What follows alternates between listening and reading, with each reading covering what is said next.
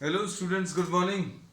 Today in 12th class physics we are continuing with the chapter moving charges and magnetism. तो पिछली classes में अभी हम लोगों ने जो डिस्कस कर लिया था that if a charge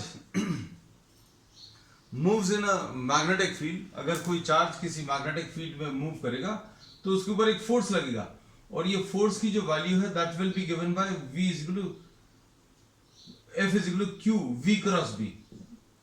और इसमें अभी हम लोगों ने ये बता दिया था कि ये फोर्स जो है this force is always perpendicular to the velocity. Force perpendicular to velocity है मतलब force is perpendicular to delta s by delta t. तो अब हम लोगों ने इसमें ये कहा कि force perpendicular to velocity and force perpendicular to magnetic field, ये दोनों चीजें होती हैं। ये जो फोर्स लगेगा ये फोर्स का direction will be perpendicular to direction of motion of the charge and this force will always be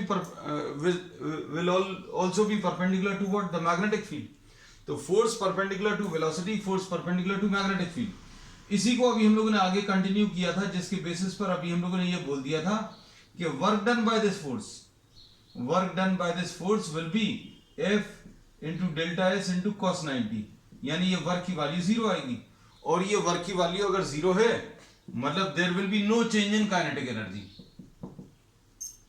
ये जो फोर्स लग रहा है ये force perpendicular to velocity, force perpendicular to velocity का मतलब है फोर्स परपेंडिकुलर टू डिस्प्लेसमेंट, क्योंकि वेलोसिटी की जगह अभी हम लोग क्या लिख सकते हैं delta s by delta t. तो फोर्स परपेंडिकुलर टू डिस्प्लेसमेंट इसलिए वर्क जीरो आएगा और वर्क जीरो है तो वर्क एनर्जी थ्योरम से अभी हम लोग ये कह सकते हैं कि change in kinetic energy will be equal to zero. और change in kinetic energy zero है मतलब काइनेटिक एनर्जी कांस्टेंट। तो इसका मतलब ये होता है कि ये जो फोर्स है which is exerted by the magnetic field on the moving charge, this does not change the kinetic energy, ये स्पीड को चेंज नहीं करता।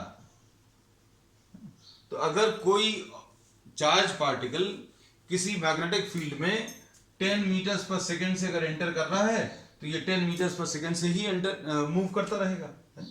और इसमें फिर अभी हम लोगों ने ये भी बोला था कि भाई अगर किसी चार्ज पार्टिकल के ऊपर कोई फोर्स लग रहा है, if a charge enters a magnetic field then a force acts on it, और अगर ये फोर्स लग रहा है तो ये फोर्स जो है इसकी स्पीड तो चेंज नहीं कर रहा, तो कुछ तो इफेक्ट आना चाहिए क्योंकि force acting on any object changes what, force acting on any object changes what the velocity.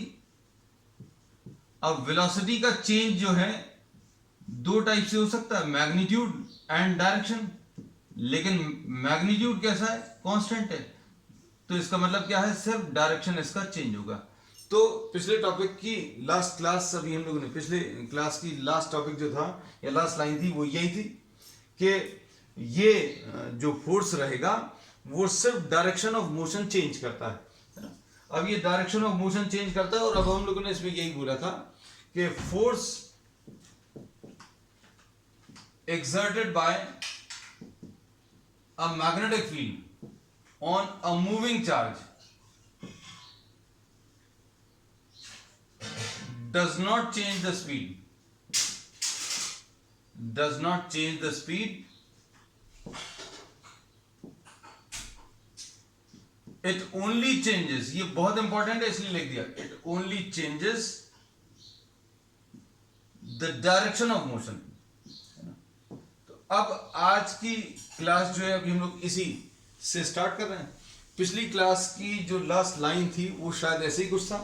अभी हम लोगों ने इसमें ये बता दिया था कि अगर किसी चार्ज को किसी मैग्नेटिक फील्ड में चलाएंगे, किसी चार्ज को किसी मैग्नेटिक फील्ड में चलाएंगे तो उसके ऊपर फोर्स लगेगा और ये फोर्स जो है मैग्नीट्यूड ऑफ वेलोसिटी चेंज नहीं करता है ना।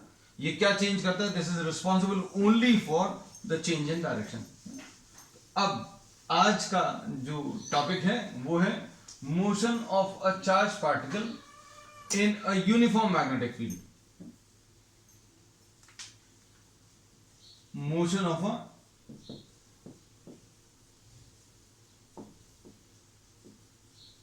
a charged particle in a uniform magnetic field।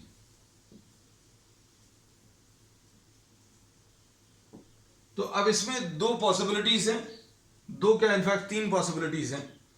सबसे पहली पॉसिबिलिटी है मोशन यानी वेलोसिटी अलोंग बी। अब ये velocity of the charge particle अगर अलोंग द मैग्नेटिक फील्ड है, इसमें थीटा की वैल्यू 0 हो या फिर थीटा की वैल्यू 180 हो, force acting on the moving charge. अगर कोई चार्ज पार्टिकल किसी मैग्नेटिक फील्ड की ही लाइन में, मैग्नेटिक फील्ड सपोज ऐसी है और ये कोई चार्ज पार्टिकल इसी लाइन में अगर मूव कर रहा है, इसी लाइन में मूव कर रहा है, मतलब ऐसा भी मूव कर सकता है, तो इसमें अभी हम लोग क्या बोलेंगे, दो चार्ज पार्टिकल दिखा दी Q और Q डैश, एक में वेलोसिटी अलोंग द फील्ड और एक में ऑपोजिट टू द फील्ड, तो थीटा की वैल्यू 0 इसके लिए और इसके लिए थीटा की वैल्यू 180। दोनों ही केसेस में फोर्स की वैल्यू QVB sin थीटा और ये 0 आ जाएगा, मतलब no force will be acting on the moving charge. Force ही नहीं लग रहा तो ना तो मैग्नीट्यूड चेंज होगा, neither the magnitude nor the direction of velocity changes.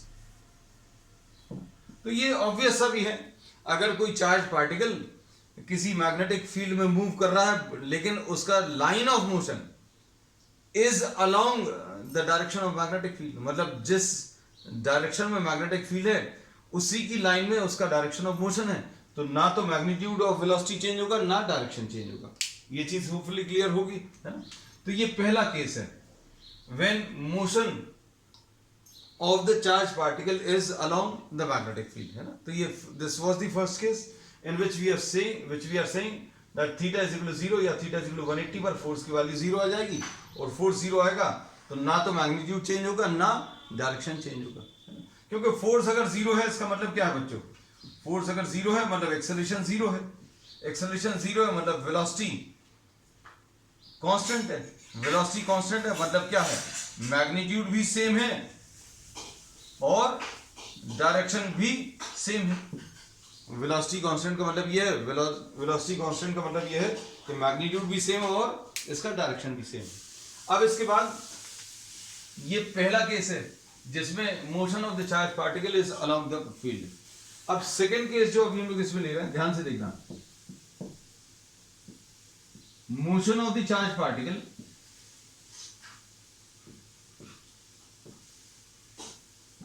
Perpendicular to the field, मतलब velocity is perpendicular to the magnetic field. अब इसमें velocity perpendicular to the field है, इसका मतलब क्या है, इसका मतलब यह है कि कोई आपने यूनिफॉर्म मैग्नेटिक फील्ड ली है। अब इसमें यह चीज याद रखना कि अभी हम लोग जो फील्ड लेने वाले वो uniform magnetic field. So the charge particle is moving in a direction which is perpendicular to the direction of magnetic field है। तो अब हम लोग इसमें कुछ स्पेशल नोटेशंस लेंगे। स्पेशल नोटेशंस कौन से, जैसे सपोज फॉर एग्जांपल ये if you are representing these crosses, अगर आपने ऐसे कुछ क्रॉसेस मार्क कर लिए किसी एरिया में, this will be representing a magnetic field, a uniform magnetic field perpendicular to the paper and inwards. So these crosses represent magnetic field perpendicular to paper. हम आपके लिए लिख रहे हैं, हमारे लिए ये बोर्ड रहेगा, perpendicular to the board and inwards, अंदर की तरफ। और अगर आपने कहीं पर डॉट्स अगर मार्क कर दिए, देखना ध्यान से,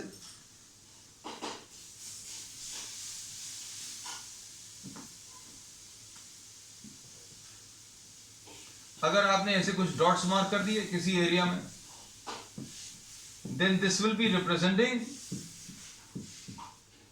ये डॉट्स जो हैं, these will be representing magnetic field perpendicular to paper and outwards. मतलब इसमें ये मैग्नेटिक फील्ड ऐसी कुछ रहेगी perpendicular to paper and inwards, ये perpendicular to paper and outwards, बाहर की तरफ। अब इसको ऐसा भी हम लोग समझ सकते हैं that if you have seen an arrow, arrow मतलब तीर, बो एंड एरो, है ना, जो रामचंद्र जी ने चलाया था, है ना? तो इसमें अभी हम लोग बोलेंगे if you see a arrow and if this arrow is coming towards you, अगर बाहर की तरफ आ रहा है तो बाहर की तरफ अगर आ रहा है तो डॉट आपको दिखेगा। If the arrow is pointing towards you, अगर इसमें से एरोज निकलकर आपकी तरफ आ रहे हैं तो ऐसे डॉट्स आएंगे। और अगर अंदर की तरफ जा रहे हैं, मतलब अगर आपने एरोज चलाए हैं तो क्या होगा, आपको क्या दिखेगा, if the arrows are moving inwards तो आपको कुछ क्रॉसेस, जो पीछे कुछ लगा रहता है, फेदर्स रहते हैं, क्या रहते हैं, तो ऐसे क्रॉसेस दिखेंगे। तो डॉट्स का याद रखना, अगर एरोज इसमें से निकलकर इसमें से बाहर की तरफ अगर आ रहे हैं तो आपको डॉट्स दिखेंगे, पॉइंटेड एंड दिखेगा। ये एरो अगर आ रहा है तो इसका कौन सा हिस्सा दिखेगा आपको, डॉट, यानी ये पॉइंटेड एंड आपको दिखेगा। तो ये क्या दिखाएगा, this will be representing a magnetic field which is perpendicular to the paper and outwards. तो अब हमने ये इसमें बता दिया। अब इसके बाद बच्चों इसमें अभी हम लोग चार्ज को मूव करा रहे हैं। Suppose a charge enters a magnetic field, ये चार्ज यहां कहीं पर ऐसा कुछ एंटर कर रहा है। अगर चार्ज ऐसा कुछ एंटर कर रहा है तो इसके ऊपर फोर्स लगेगा। अब इसमें मैग्नेटिक फील्ड बच्चों ऐसी है और ये चार्ज का मोशन ऐसा, दोनों के डायरेक्शन में, ये वेलोसिटी के डायरेक्शन में और मैग्नेटिक फील्ड के डायरेक्शन में एंगल जो थीटा है दैट विल बी 90। इसमें चार्ज ऐसा कुछ मूव कर रहा है। सपोज कोई चार्ज क्यू v वेलोसिटी से इस मैग्नेटिक फील्ड में एंटर कर रहा है और मैग्नेटिक फील्ड ऐसी कुछ है, तो हम लोग क्या बोलेंगे, थीटा की वैल्यू कितनी आ जाएगी बच्चों, 90 डिग्री। इमेजिन कर पा रहे हैं कि नहीं। अभी हमने ये बोला कि ये तो वेलोसिटी का डायरेक्शन है और मैग्नेटिक फील्ड कैसी है बच्चों, magnetic field perpendicular to paper and inverse. So direction will be what, perpendicular. Velocity का जो डायरेक्शन है that will be perpendicular to the field.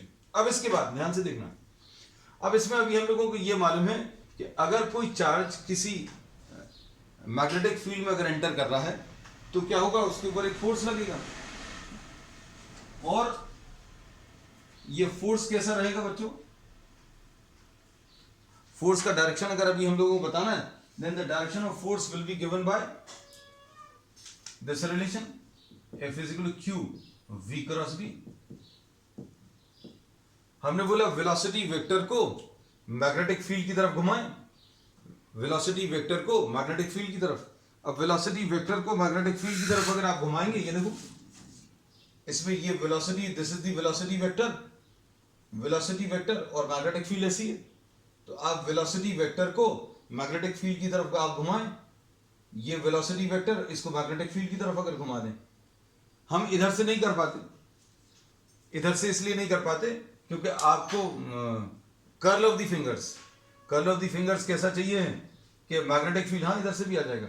इसमें ये फिंगर्स हैं, सॉरी ये वेलोसिटी है, वेलोसिटी को आपको किसकी तरफ, मैग्नेटिक फील्ड की तरफ टर्न करना है। इसमें अभी हम लोग आपको करके दिखा दे रहे हैं। इसमें ये वेलोसिटी है और वेलोसिटी को किसकी तरफ, आपको मैग्नेटिक फील्ड की तरफ, वेलोसिटी को आपको किसकी तरफ, वेलोसिटी को मैग्नेटिक फील्ड की तरफ टर्न करना है। और वेलोसिटी को मैग्नेटिक फील्ड की तरफ टर्न करने में आपको जो डायरेक्शन आएगा उस डायरेक्शन में आप फिंगर्स को कर्ल कर लो। अब आप इसको इसकी तरफ अगर आप घुमाएं, इसको अगर आप इसकी तरफ घुमाएंगे तो कर्ल ऑफ द फिंगर्स ऐसा कुछ आएगा। कर्ल ऑफ द फिंगर्स मतलब ये डायरेक्शन ऑफ फोर्स जो आएगा इसमें ऐसा कुछ आएगा। This will be the direction of force. तो direction of force is given by the right hand rule. और राइट हैंड रूल में अभी हम लोग क्या बोलते हैं कि आप पहले वेक्टर को दूसरे वेक्टर की तरफ घुमाएं। और इसमें पहला वेक्टर बच्चों कैसा है, ये पहला वेक्टर ऐसा कुछ है और मैग्नेटिक फील्ड अभी हम लोगों ने बोली ऐसी कुछ है अंदर की तरफ। इमेजिन करना 3 डायमेंशंस में। अब इसको अगर आप वेलोसिटी वेक्टर को मैग्नेटिक फील्ड बच्चों अंदर की तरफ है ना, तो इस वेलोसिटी वेक्टर को यहां से ज्यादा अच्छे से आएगा। ये सबसे पहले तो फिंगर्स को आप क्या करो, फिंगर्स को वेलोसिटी वेक्टर की डायरेक्शन में ले लो, वेलोसिटी वेक्टर। अब इसको घुमाओ कहां की तरफ, मैग्नेटिक फील्ड। तो मैग्नेटिक फील्ड अंदर की तरफ है, आपने ऐसा घुमाया तो ये थंब ऐसा कुछ आएगा, है ना। तो अब हम लोग इसमें ये कह सकते हैं, कोई ऐसा भी कर सकता है, कोई बोलेगा कि लो भाई, ये आपने बोला था कि फिंगर्स को वेलोसिटी की डायरेक्शन में ले लो, तो फिंगर्स को वेलोसिटी की डायरेक्शन में ले लिया। अब हमने बोला कि फिंगर्स को कहाँ की तरफ, मैग्नेटिक फील्ड की तरफ घुमाना, तो मैग्नेटिक फील्ड की तरफ घुमाने में ऐसा कुछ घुमा पाएंगे हम लोग? तो नहीं घुमा पाएंगे ऐसी कुछ, we can not curl the fingers in this direction, so you will have to turn this around. तो अभी हम लोगों ने इसमें ये बोला कि fingers in the direction of magnetic field, और फिर sorry fingers in the direction of velocity, और फिंगर्स को फिर आप कर्ल कर दो कहां की तरफ, मैग्नेटिक फील्ड की तरफ, तो ये डायरेक्शन ऑफ फोर्स आएगा। तो force will be perpendicular to what, the velocity, force perpendicular to velocity आएगा। ये तो अभी हम लोग पहले से मालूम है, force is perpendicular to velocity. और ये फोर्स क्या रहेगा बच्चों, ये फोर्स ऐसा रहेगा कि ये वेलोसिटी के मैग्नीट्यूड को चेंज नहीं करेगा। This force will not change the magnitude of velocity, this will just change the direction.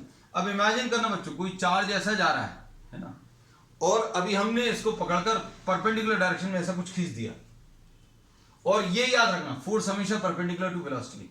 अब कोई चीज ऐसी सीधी जा रही थी, हमने उसको पकड़कर ऐसा खींच दिया, तो इसका डायरेक्शन चेंज हो जाएगा। और फोर्स लेकिन हमेशा परपेंडिकुलर टू वेलोसिटी है, फोर्स परपेंडिकुलर टू वेलोसिटी। अब ये ऐसा कुछ जा रहा था, अभी हमने ऐसा कुछ खींच दिया, तो क्या होगा, ये सीधा जाने की जगह इसका डायरेक्शन कुछ चेंज हो जाएगा।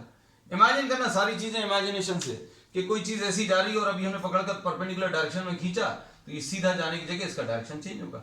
So what will happen, this will start moving on a circular path. तो जैसे ये चार्ज इस मैग्नेटिक फील्ड में एंटर करेगा, तो instead of going straight, this will start moving on a circular path. क्यों? क्योंकि सर्कुलर पाथ पर ही पॉसिबल है। क्या चीज पॉसिबल है? सर्कुलर पाथ के लिए ही अभी हम लोग कह सकते हैं force will remain perpendicular to velocity. तो बच्चों ये वेलोसिटी का डायरेक्शन है, ये फोर्स आ गया, यहां पर ये वेलोसिटी का डायरेक्शन है, ये फोर्स आ गया, और ये वेलोसिटी का डायरेक्शन। तो अभी हम लोगों को मालूम है सिर्फ सर्कुलर मोशन ही ऐसा है जिसमें at every point the direction of force is perpendicular to what, the direction of velocity. तो अब हम लोग इसमें क्या कह सकते हैं कि कोई भी चार्ज पार्टिकल अगर किसी यूनिफॉर्म मैग्नेटिक फील्ड में एंटर करेगा, तो this will start moving on a circular path. तो अभी हम लोगों ने यही बताया था कि भाई ये जो फोर्स है ये मैग्नीट्यूड ऑफ वेलोसिटी चेंज नहीं करता, लेकिन क्या करता है, वेलोसिटी तो चेंज हो रही है, और वेलोसिटी चेंज करने में या तो मैग्नीट्यूड चेंज होगा या डायरेक्शन चेंज होगा। अब मैग्नीट्यूड तो चेंज हो नहीं रहा है, मतलब डायरेक्शन चेंज होगा। तो हर एक इंस्टेंट पर, हर पल ये डायरेक्शन ऑफ वेलोसिटी चेंज कर रहा है। मतलब ये ऐसा जा रहा था, इसने ऐसा कुछ पुल किया तो डायरेक्शन चेंज हो गया, फिर ये ऐसा कुछ जा रहा था, इसने फिर डायरेक्शन चेंज किया। So at every point this changes the direction. तो हम लोगों को ये मालूम भी है कि in circular motion at every point the direction of velocity changes है। अब इसके बाद नेक्स्ट कॉन्सेप्ट जो अभी हम लोग इसमें लगाएंगे वो क्या,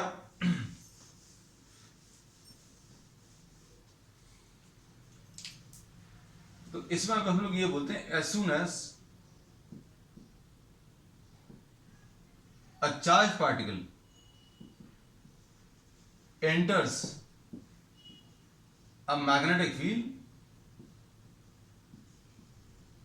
a force F is equal to Q VB sin 90, यानी Q VB acts on it. Force is always perpendicular to velocity. Therefore, the charge starts moving on a circular path. तो ये चार्ज क्या होगा बच्चों, एक सर्कुलर पाथ पर move करने लगेगा। And the centripetal force required, हम लोगों को अब ये पता होगा क्या कि कोई भी चार्ज पार्टिकल अगर किसी सर्कुलर, या कोई भी पार्टिकल, चार्ज पार्टिकल हो या कोई भी पार्टिकल, किसी सर्कुलर पाथ पर अगर मूव कर रहा है तो सेंटर की तरफ एक फोर्स चाहिए। तो सेंटर की तरफ फोर्स हमें कौन प्रोवाइड कर रहा है, ये एफ भी प्रोवाइड कर रहा है। तो अब हम लोग क्या कहते हैं इसमें,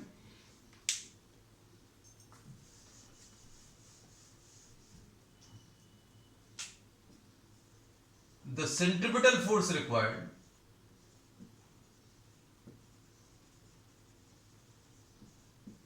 for circular motion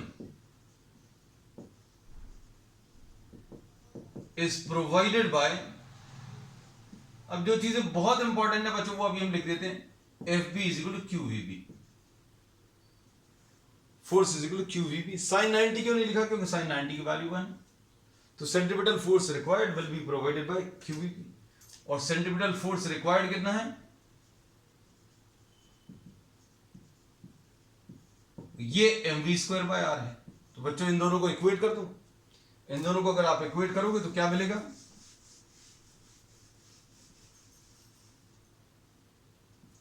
mv square by R will be equal to what? Q V B. इसमें ये और ये कैंसिल होगा, तो r will be equal to what? mv upon Q B. So this will give you what? The radius of the circular path.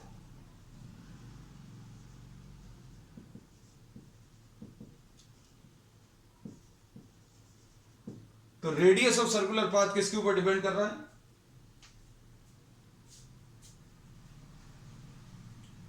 Radius of circular path depends on the mass of the charge particle, the charge, the velocity and the magnetic field. अब इसमें अभी हम लोग क्या कहते हैं? R is proportional to V। मतलब क्या है? लार्जर द स्पीड,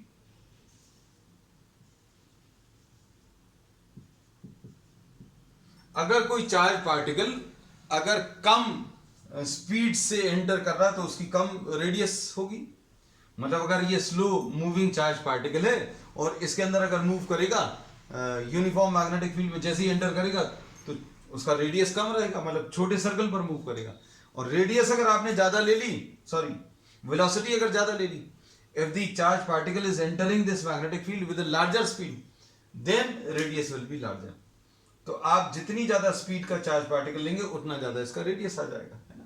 अब इसके बाद अभी हम लोग ले रहे हैं इसमें next time period, time taken to complete one circle.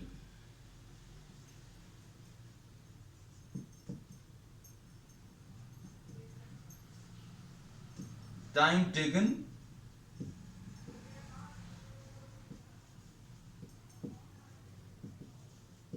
One circle, है ना। अब टाइम टेकन कैसे निकालेंगे? देखो, टाइम टेकन निकालने के लिए t will be equal to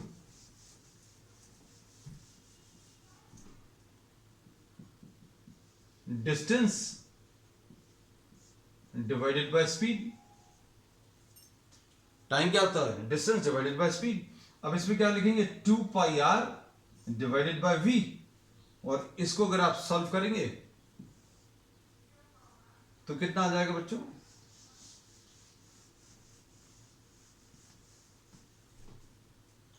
t is equal to 2 pi upon v।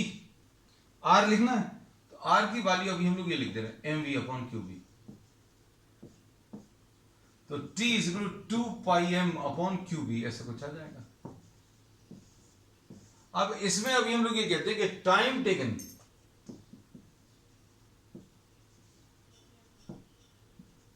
is independent of speed।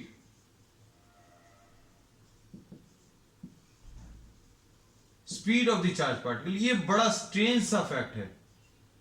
Strange क्यों है भाई? अभी हम लोगों को ये लगता है कि ये टाइम टेकन, जो किसी भी चीज का टाइम टेकन जो है स्पीड के ऊपर डिपेंड करेगा। स्पीड बढ़ाओगे तो टाइम कम आएगा। If the speed is increased then the time should be smaller. लेकिन यहां पर स्पीड वाला टर्म ही नहीं आ रहा, तो अभी हम लोग बोलेंगे time taken is independent of speed. अगर आप किसी चार्ज पार्टिकल को 10 मीटर्स पर सेकंड से इसमें एंटर कराओ और एक और चार्ज पार्टिकल ले लो जो 1000 मीटर्स पर सेकंड से एंटर कर रहा है, दोनों को एक सर्कल कंप्लीट करने में सेम टाइम लगेगा। कुछ गड़बड़ लग रहा है सुनने में, है ना। लेकिन अभी हम लोग यही कहते हैं कि भाई यहां पर तो स्पीड आई नहीं है, कैलकुलेशन से दिखा रहे हैं हम। कैलकुलेशंस में यही बता दिए भाई, अगर v की वैल्यू 10 रखो और v की वैल्यू 1000 रखो, तो अगर v का टर्म होगा तो टाइम के एक्सप्रेशन में कुछ चेंज आएगा, लेकिन यहां पर है ही नहीं। तो अब हम लोग मैथमेटिकली तो कह सकते हैं कि ये फैक्ट मैथमेटिकली तो देखने में सही लगता है, लेकिन फिजिकली सुनने में सही नहीं लगता, क्योंकि if the speed is increased then the time should decrease. लेकिन अब इसको ऐसा समझा सकते हैं कि आप इसको अकेले मत देखो, अब आप देखो किसको, इसको भी देखो कि भाई अगर आपने स्पीड बढ़ा दी, स्पीड बढ़ा दी तो क्या होगा, v बढ़ाने पर r की वैल्यू बढ़ जाएगी।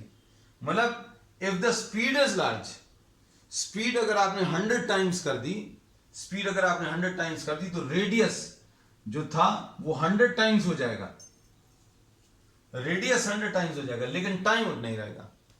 तो इसको अभी हम लोग ऐसा कह सकते हैं, ये बात शायद अब समझ में आ गई होगी कि if the speed is increased,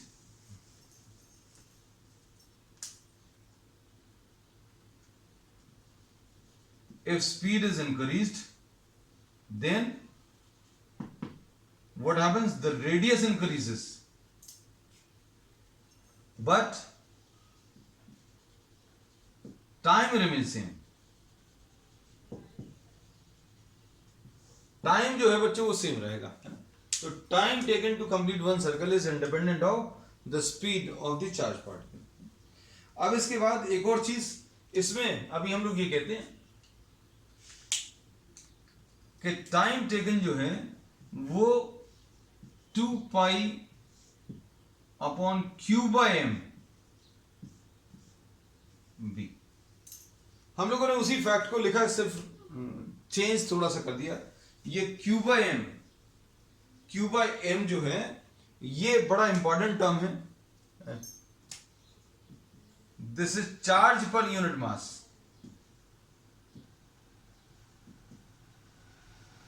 और इसको अभी हम लोग स्पेसिफिक चार्ज बोलते हैं बच्चों।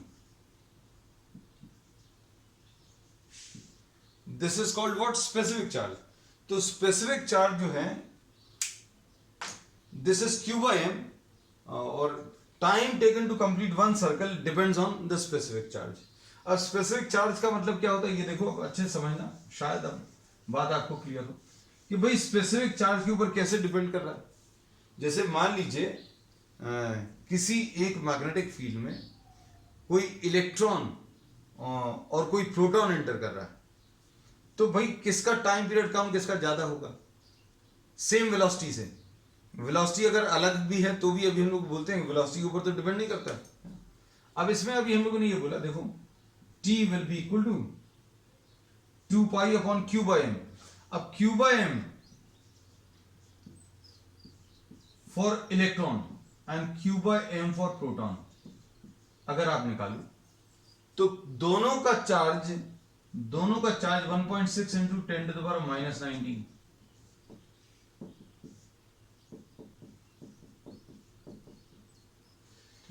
मास ऑफ द इलेक्ट्रॉन अभी हम लोग मालूम है बच्चों, मास ऑफ द इलेक्ट्रॉन कितना होता है 9.1 into 10 to the power minus 31, और ये कितना होता है 1.6 into 10 to the power minus 27। अब इसमें अच्छे से देखो, Q बाय एम जो है चार्ज पर यूनिट मास, ये नंबर्स को तो अभी आप छोड़ भी दो, मान लीजिए you not seek these numbers, तो 10 के पावर्स अगर आप देखो तो इसमें कितना आ जाएगा 10 टू द पावर 31 माइनस 19, यानी 10 टू द पावर 12 आएगा, है ना। अब इधर देखो, इधर पर 10 टू द पावर 27 माइनस 19, है ना, यानी 10 टू द पावर 8 आएगा। तो 10 टू द पावर 12 और 10 टू द पावर 8 में से कौन सा बड़ा है, Q by m, charge per unit mass for the electron.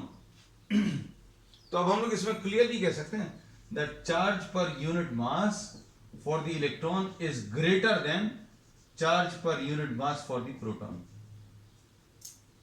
अब जिसका ये ज्यादा है देखो Q by m जिसका ज्यादा होगा उसके लिए टाइम कम लगेगा। अब Q by m किसका ज्यादा है, इलेक्ट्रॉन का ज्यादा है, तो अब हम लोग क्या बोलेंगे, टाइम टेकन और time period for electron to complete one circle will be smaller than the time taken by the proton to complete one circle, है ना। तो ऐसे कुछ कुछ लॉजिक्स आपको लगाने आने चाहिए, है ना। अब इसके बाद ये टाइम के बारे में तो अभी हमने बता दिया, रेडियस भी ऐसे ही अभी हम लोग बता सकते हैं। रेडियस ऑफ सर्कुलर पाथ कितना था बच्चों,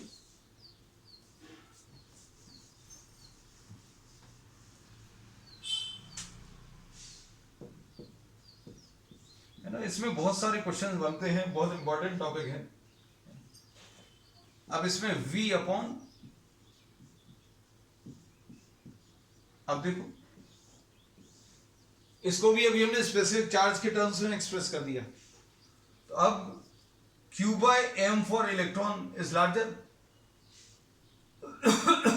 जिसका q बाय m ज्यादा होगा उसका रेडियस कम होगा, तो radius for electron will be smaller than radius for proton. तो अब हम लोग क्या कह सकते हैं बच्चों इसमें, for two charges, for two different charge particles, electron and proton, since both of these are having the same charge, तो स्पेसिफिक चार्ज आप निकाल लो, और दोनों के लिए अभी हम लोगों ने टाइम पीरियड का और रेडियस ऑफ सर्कुलर पाथ, इनका अभी हम लोगों ने कंपैरिजन दे दिया है ना। तो time taken for the electron to complete one circle will be smaller than the time taken to complete by the proton to complete one circle, और radius of the circular path will be smaller for an electron. तो electron मतलब छोटे circle पर चलेगा, proton जो है बड़े वाले सर्कल पर लगेगा, चलेगा। चलो अब इसमें टाइम इसको भी देखकर बता सकते हैं, सिंस चार्ज इज सेम तो time will be proportional to mass, ऐसा भी कह सकते हैं, क्योंकि दोनों चार्ज पार्टिकल का बच्चों चार्जेस सेम था, जो अभी हमने एग्जांपल में डिस्कस किया है। चलो अब नेक्स्ट इसमें एक और फैक्ट अभी हम लोगों को बताना है, इसमें क्या, फ्रीक्वेंसी।